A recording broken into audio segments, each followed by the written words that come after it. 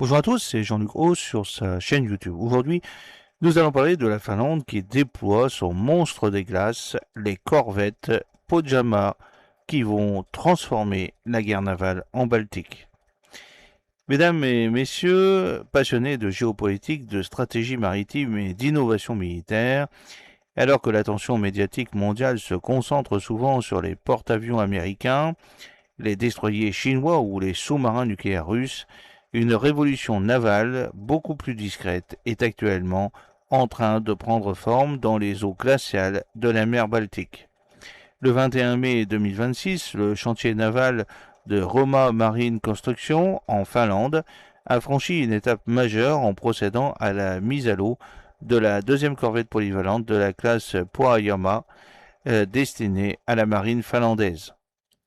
Cet événement constitue bien davantage qu'un simple jalon industriel. Il symbolise la montée en puissance d'une nouvelle génération de bâtiments de combat conçus spécifiquement pour les environnements les plus hostiles de la planète.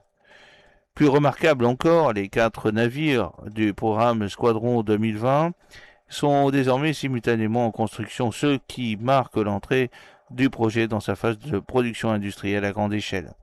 Aujourd'hui, nous allons découvrir pourquoi ces navires officiellement qualifiés de corvettes ressemblent davantage à de véritables frégates de guerre polaires, capables d'affronter aussi bien les sous-marins que les missiles anti-navires ou les conditions climatiques extrêmes de l'Arctique. La Finlande est face à une nouvelle réalité stratégique. Depuis plusieurs décennies, la Finlande vit à proximité immédiate de la Russie. Avec plus de 1300 km de frontières communes, Helsinki a toujours entretenu une culture stratégique fondée sur l'anticipation, la résilience et la préparation. L'invasion de l'Ukraine par la Russie a profondément modifié les équilibres sécuritaires européens. L'adhésion de la Finlande à l'OTAN a définitivement transformé sa posture militaire. La mer Baltique est devenue l'un des espaces maritimes les plus militarisés au monde. Cette région concentre désormais les marines allemandes, suédoises, polonaises et danoises, les forces navales russes basées à Kaliningrad, les capacités de l'OTAN, les infrastructures énergétiques sous-marines critiques, les principaux câbles de communication européens. Dans ce contexte, la Finlande a décidé de moderniser en profondeur sa flotte de surface. Le programme Squadron 2020 constitue la pierre angulaire de cette transformation. L'objectif est ambitieux, remplacer 7 navires vieillissants par seulement 4 bâtiments beaucoup plus puissants et polyvalents. Parlons maintenant donc du programme Squadron 2020. Le programme Squadron 2020 représente le plus important investissement d'aval de l'histoire moderne de la Finlande.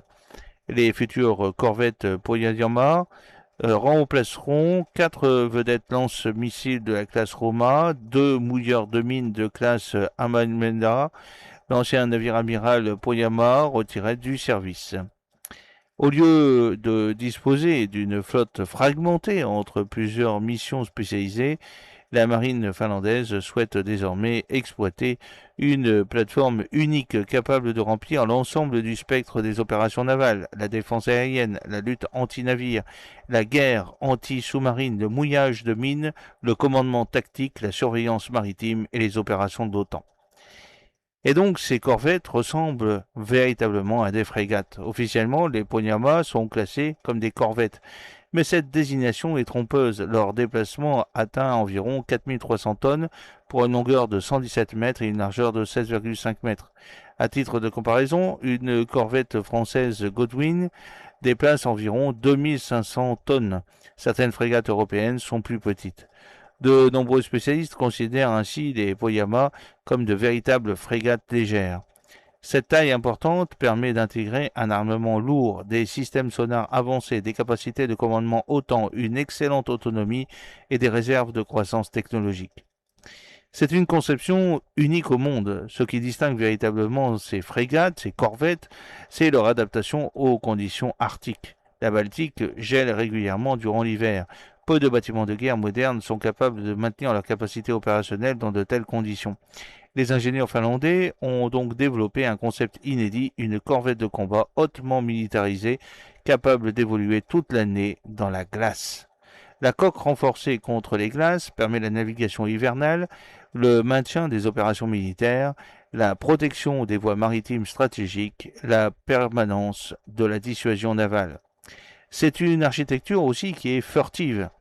Ces corvettes présentent une architecture extrêmement moderne. Les superstructures utilisent des surfaces inclinées, réduisant fortement la signature radar. Les cheminées ont été optimisées afin de diminuer la signature infrarouge. Les antennes sont intégrées dans un mât multifonction de nouvelle génération.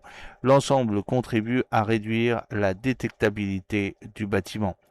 Dans un environnement saturé de capteurs et de missiles, cette discrétion constitue un avantage tactique considérable. Le système de combat est celui de Saab. La Finlande a confié une part importante du système de combat au groupe suédois Saab. Des navires recevront notamment le radar AESA 6 Giraffe 4A, le radar 6 Giraffe 1X, les systèmes de communication Tactical, le directeur de tir Ceros 200 et les systèmes d'alerte laser naval. Le 6 Giraffe 4A constitue l'un des radars navals les plus performants de sa catégorie. Grâce à sa technologie AESA à panneau fixe, il assure une surveillance aérienne permanente sur 360 degrés. C'est aussi une puissance de feu impressionnante. Ces corvettes disposeront d'un arsenal exceptionnel. Au corps du système offensif figure le lanceur vertical MK-41. Ce système permet l'emport de missiles ESSM Bloc 2 destinés à la défense aérienne multicouche. Ces missiles peuvent intercepter des avions, neutraliser les hélicoptères, détruire des missiles antinavires supersoniques. Les navires embarqueront également des missiles antinavires longue portée capables d'engager des cibles de surface à plusieurs centaines de kilomètres. La marine finlandaise souhaite ainsi disposer d'une véritable capacité de déni d'accès en Baltique. La menace sous-marine. L'un des rôles majeurs de ces corvettes concerne la lutte anti-sous-marine.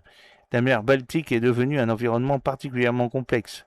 Les sous-marins modernes exploitent les variations thermiques, les couches de salinité, le bruit ambiant maritime.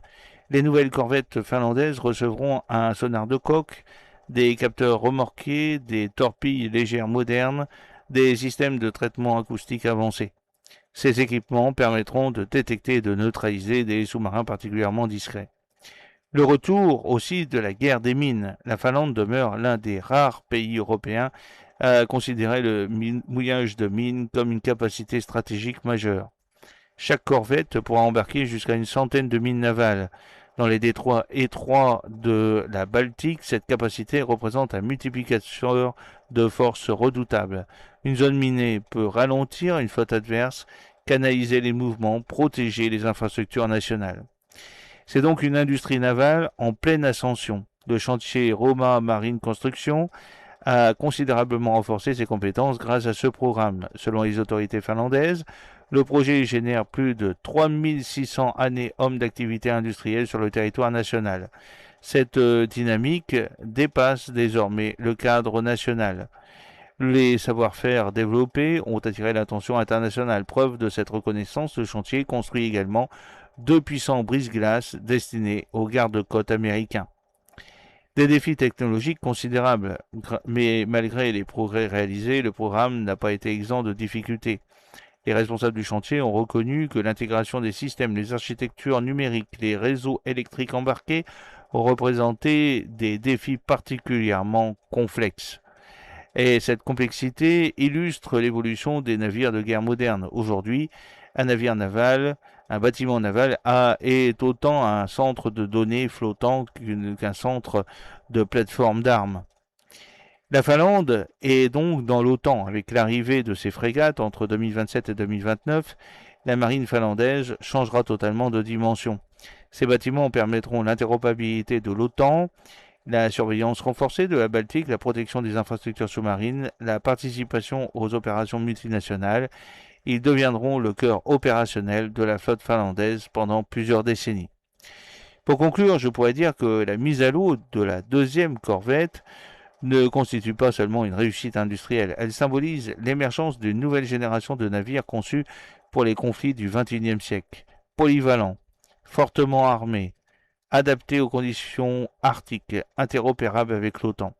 Ces unités représentent probablement l'une des synthèses les plus avancées entre innovation technologique, résilience climatique et puissance navale.